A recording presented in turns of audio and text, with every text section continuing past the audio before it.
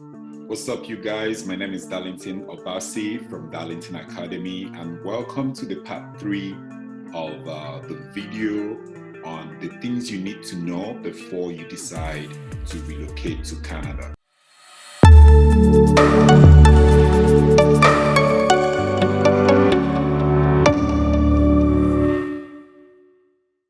Part 1 and part 2 of this video, I talked about some of the key things you need to know before you move down to Canada. But in this part 3, I am going to be focusing on my own personal lessons and the things I regret not really paying attention to before I relocated to Canada.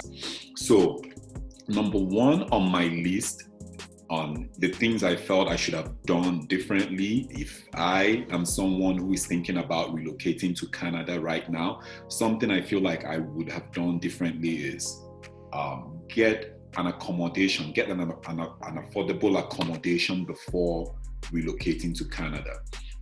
When I came to Canada, I had to, because I came as an international student, I lived in, I got admission into a college called Conestoga College, and I lived in the college as in a hostel, right?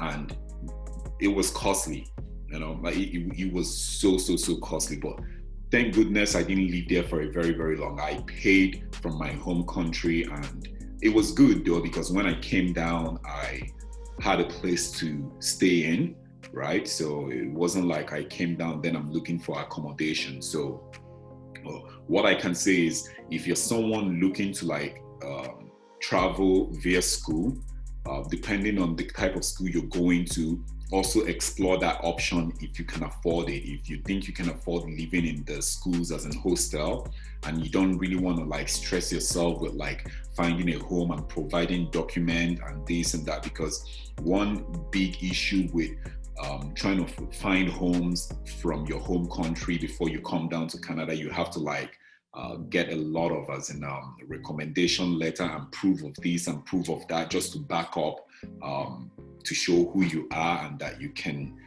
pay for the particular place you intend taking, right? So if you have the money, if you're from a rich home and you think that you guys can afford it, why not go for it?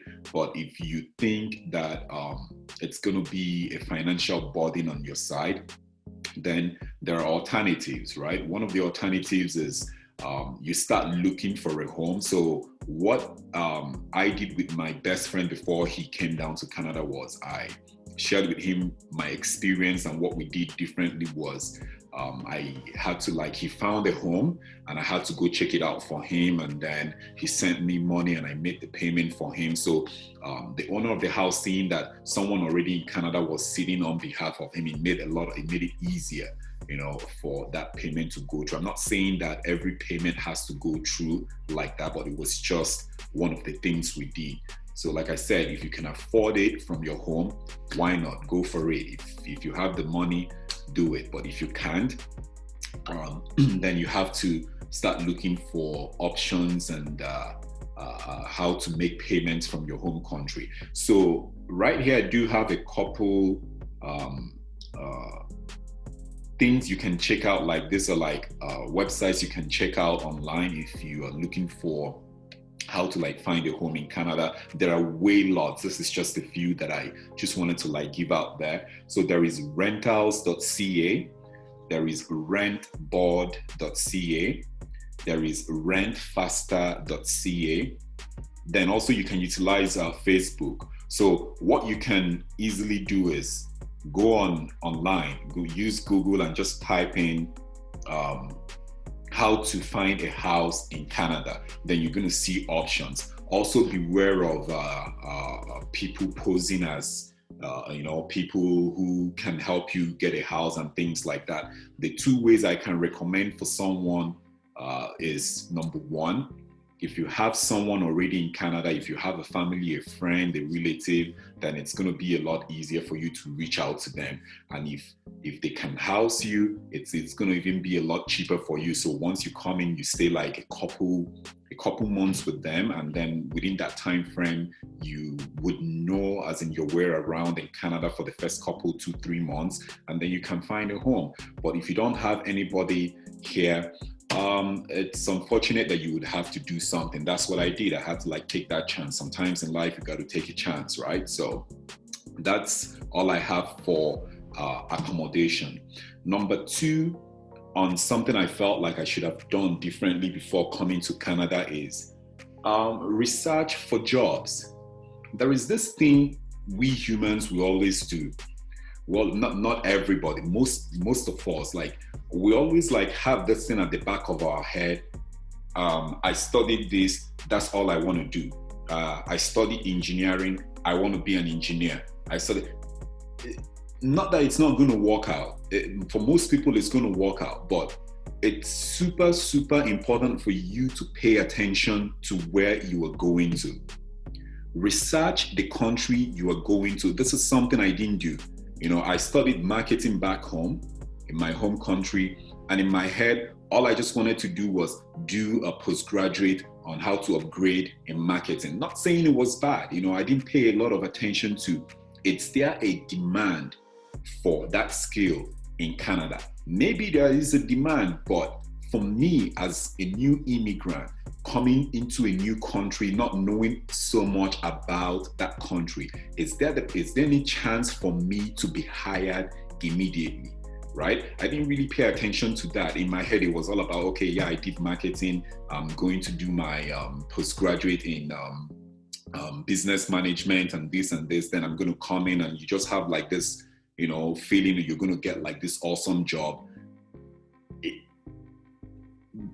Once in a while, it can work out for most people, right? Especially when people start looking to come to Canada using different pathways, right? So when you have like this option of express entry and AIPP, like all these pathways there where they're looking for such jobs, then you can apply. But if you want to like research and you want to study and you want to do an upgrade, start researching for in-demand jobs in Canada.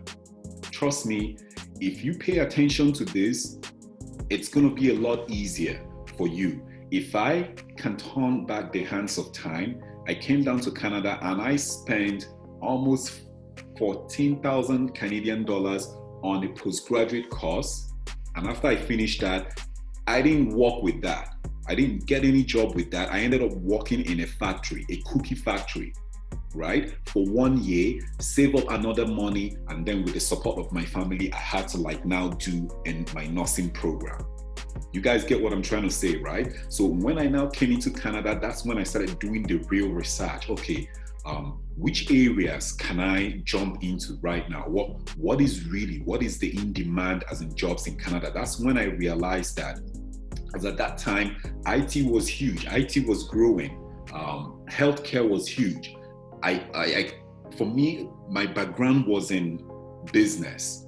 I didn't know a lot about, you know, the IT aspect, but I knew that a part of me was okay with caring for people. You know, I'm like, okay, yeah, I love taking care of people. I love helping people. Maybe I should consider healthcare. That's how I got into nursing.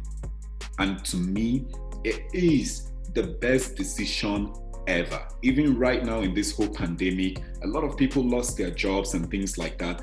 Nursing people, they're still hiring nurses. So it's the importance of knowing and doing a lot of research. When I did my research, I realized that there is going to be a demand for nurses, even because there is this thing called baby boomers, right? In Canada, like the older generation, there are lots of them that will be retiring. So there's going to be a demand for nurses to take care of them. And then there is also going to be like that space that is going to be open for other workers to take. These are the things you should be paying attention. This is the importance of researching before you leave your home country, right? So this is one thing I didn't really pay attention to before I left as a Nigeria coming down to Canada. But when I came in here, I was able to like figure these things out, right? So I wasted 2 years, you know, doing a postgraduate program and working before doing nursing. But when I started my nursing program, that's when I saw some people who actually applied into the nursing program from their country. and straight up they came in and started the nursing program. That would save you a lot of money. Guys, that will save you a lot of money. Pay attention to that. Number three kind of as in ties down to when it comes to like looking for other ways to apply to come to this country. Like I said in the part one of this video, I came as an international student. So there are so many other ways people are coming to Canada. In this part, I do not have a lot of regret with the decision I made, and I'm going to give reasons why. So I came as an international student and I studied and I got a job and it's been awesome, right? But there are so many other ways people are coming to Canada. There is the express entry, there is the caregiver route, there is AIPP, there are a couple of pathways out there that would give you a permanent residency upon arrival. I didn't get that because I came as an international student. What I did was come in, study, get my work permit, then start working, get nominated. Then after being nominated, then I applied for my permanent residency. That took like how many years? Like studying for like 2 years, or depending on the program you're doing, it could take you like 3 years. Then after that, you now add the period you're going to start working, which will take like another 1 year or 2 years before you're nominated. It depends, right?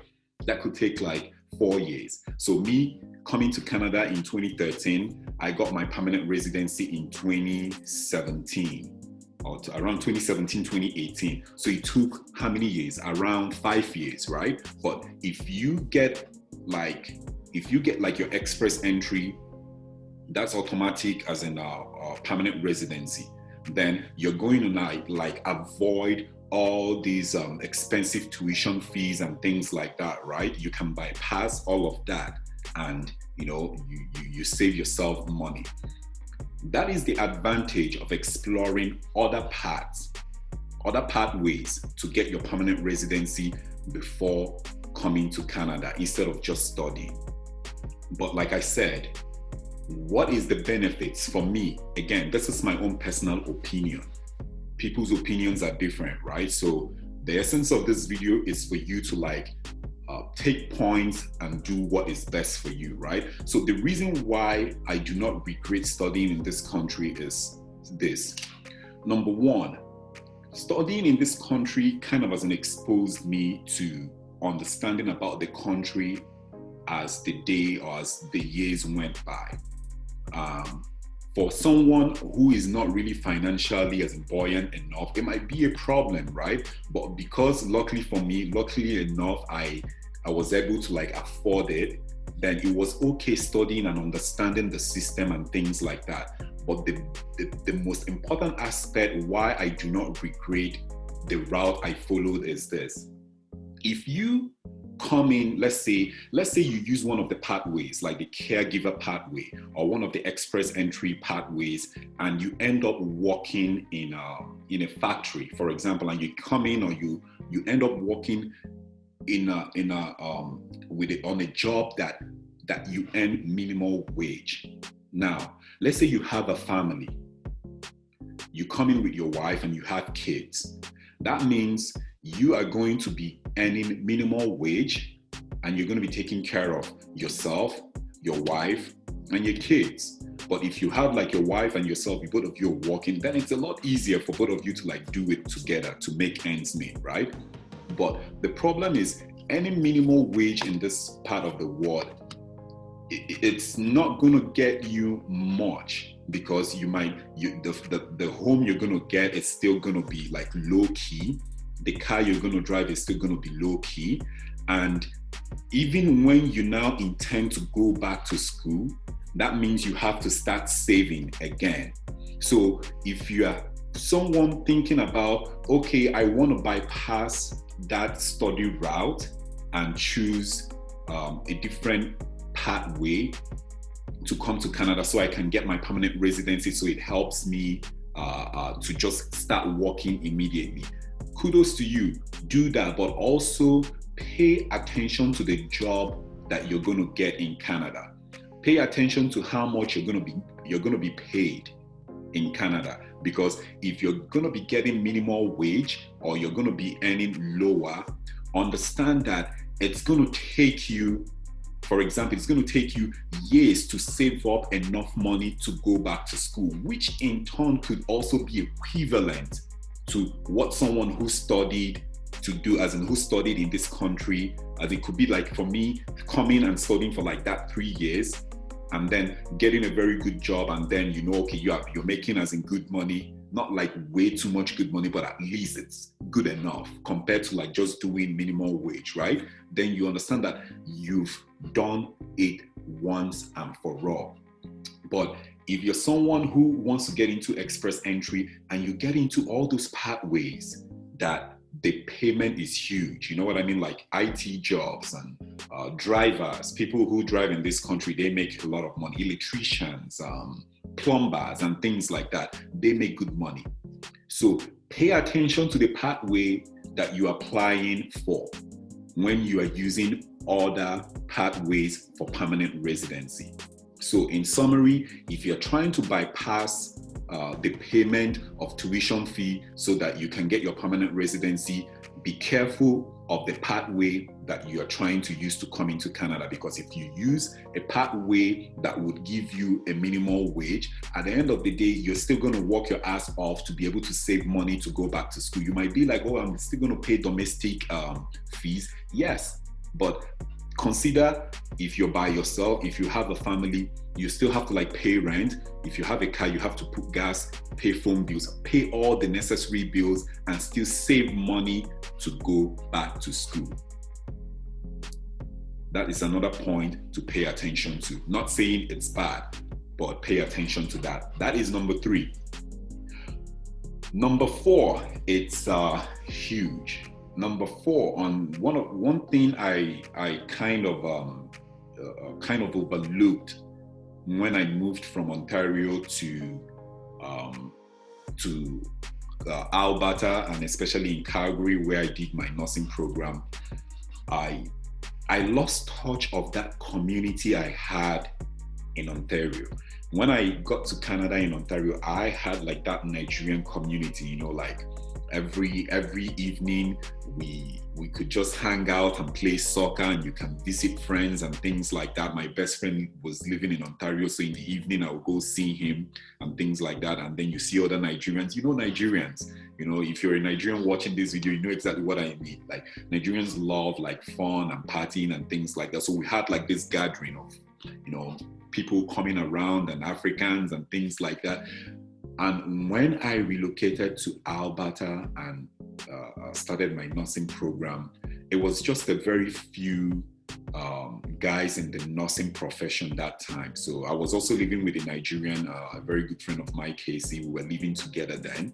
But after the nursing program, like we got jobs and everyone started like moving to like, making money, and people wanted to like live by themselves and things like that. That's when, for the first time, I started experiencing loneliness and depression. That shit is real, If you're someone watching and you've heard someone, a family member or a friend or someone tell you about loneliness and depression in this part of the world, it is real. I have felt it. It is real. Most people overlook that, but it is real. And considering like the weather of this country, we have winter. Our winter lasts for like 6 months approximately. And if you don't really have a strong community, or you don't have like doing that nursing program, and when all I did was like talk with some of my friends on the phone, and then you go to work and you come home, it is you all alone in your home. And if you don't have anything going on, you are definitely going to start feeling lonely and depressed. Depression is actually a diagnosis. People are diagnosed as of depression in this country. It is real. You know what I mean? So that is something I never paid attention to the moment I left Ontario. I came here and I was like so excited about, joining the nursing profession and things like that. But it hit me so hard. so hard because I was just working my ass off trying to like, make ends meet. That's when I had to like slow down and started using. So I had to like start going, using so many avenues to like connect with people again, because at the end of the day, talking to people on the phone can only do much. It can only help to an extent. There is nothing as in stronger than a real life connection with a fellow human being, right? So I spoke to my best friend once in a while, but when you try to like connect with real humans, there is a stronger connection to that compared to just like talking on the phone. So definitely pay attention to this, because that's one of the things I could have done differently. Even when I was choosing like that nursing career, I would have actually done everything possible to like do it in that same province where there were like so many Nigerians, but I left and I went to a different province and I lost touch of that community. And I started, up till now, I'm still trying to like, make new friends. I've been here for 8 years now, but I'm still trying to like build in a new, as in community here, and make new friends. And I've been using like the apps like Meetup. There are also so many WhatsApp groups, so many Facebook groups, and then there is this new thing I stumbled upon called Bumblebees, right? So it's an app that you can connect with like-minded people, right? So definitely pay attention to that. Even if you find yourself in this country and you're trying to like make the move to the next level, do not ignore this part. Because you might be like, oh yeah, I want to go make more money, and you see yourself entering a different part of the province. Understand that loneliness and depression is real in this country. So number 5 on my list is the Canadian weather. I did not pay attention to that as well before coming. I had that mindset of most people. Nothing is going to happen. I'm just going to like do it, I'm going to be fine, until it hits you. The code in this country, when it hits you, you understand, because it can mess you up. It messes with your ear, it messes with your fingers, like your lip, your nose, everything, right? So I didn't really pay attention to that. I just felt like, oh, it's fine. One experience I had was I came to Canada and I came in January. That was like when winter was like huge, and also the sun was shining. The next day I wanted to go to school. The sun was shining, and I look out of my window. The sun is shining. I'm like, oh wow, how come the sun is shining and they say it's cold? And I step out like a t-shirt. This thing hit me so hard. I had to like run inside and go grab my jacket. And I didn't come with like a strong jacket. I had like this light jacket and things like that. So after lecture, I had to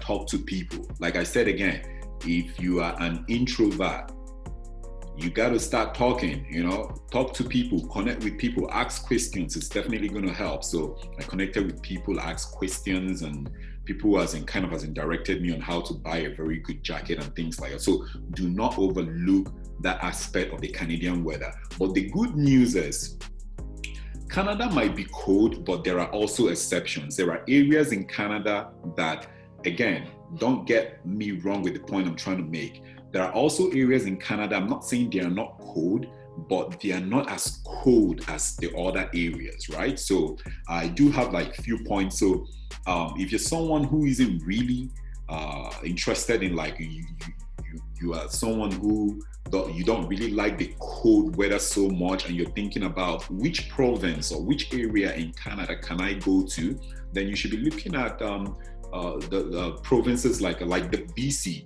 BC is very good, right? Because the weather sometimes, if you are in Nigeria, for example, the weather is like similar a little bit, especially during our Harmattan season and things like that, right? So these are areas that you could, but again, don't forget, if you're also thinking about going to all these other provinces because of the weather, still look out for a strong community there, because it's going to help you. So I have like these areas in BC. I have Victoria, BC. I have Vancouver, BC. There is Kelowna in BC. There is Sunshine Coast. There is White Rock. There are a couple. Then also there is Toronto in Ontario. Toronto in Ontario is actually good, right? I've been there a couple times. Then there is also Halifax in Nova Scotia. And there is also St. John's in Newfoundland, right? So these are just like a few areas that the cold weather isn't like severe compared to other areas in Canada. So that's an option to explore, right? But again, community is important. Community is super important to avoid loneliness and depression. It is real in this country. And the final thing I should have paid attention to or researched about before coming to this country is debt. You can easily buy yourself into debt in this country. You know, coming from a country like Nigeria, we did things differently. If you don't have money, no car for you. If you don't have money, no house for you.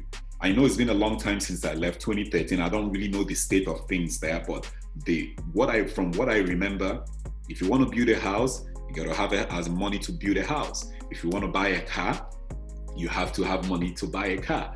But in this part of the world, man, everything is at your beck and call. You know what I mean? Any type of car you want to drive, if you have a strong credit, you can drive it. But do you know the funny part of this? You just keep paying and paying and paying and paying.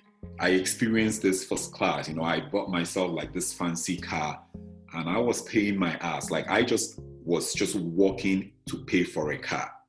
So again, if you're someone who is excited about fancy things and you can afford it, kudos, go for it. It's gonna be so much fun. But if you're someone, you know your budget and you're someone who is just trying to like make ends meet and build a life in Canada and support your family back home, pay good attention to these things. You know, connect with people. Like one thing I've been doing right now is connecting with I got this group on Meetup on IMAX. It's all about real estate, understanding real estate. And I also connected with people on Meetup, understanding about debt in this country. That's some of the things I started studying, because when I started paying and paying and paying, I was just working to pay. You know, I was just living in this fancy apartment and just driving this fancy car, and all I did was just pay all the time. So there is nothing better than living a humble lifestyle in this country. I think it would be way better when you live in an affordable home, drive a very simple car that you can afford, but you have good credit. One thing I've noticed about credit score in this country, that it can help you make the right decisions. When you have a good credit score in this country, you can get like a line of credit from banks. You can get an opportunity to get into businesses and things like that. With a good credit score, you're good. You know, you're good. There is nothing wrong with living a humble lifestyle, and there is nothing wrong with having a simple home, a simple car, but with good amount of money in your bank account for emergencies. These are the things I've been trying to do differently living in Canada, right? These are the things I should have, some of the things I regret not really paying attention to before I came to Canada. And I hope that anybody watching this would help you make the right decision if you are nursing the idea of coming to Canada. I appreciate you guys taking time to visit my YouTube channel. Like I said earlier on, subscribe and hit the notification button, because I will be making more content around experiences in Canada, and I will be bringing people who live in Canada to find out how they're finding as a life in Canada, and also how they got to Canada in general. I'll be talking about Canada as a whole, and at some point in time, I will bring in ideas on how to start a business in Canada, especially online business. I do appreciate you guys checking in. Take care and bye for now.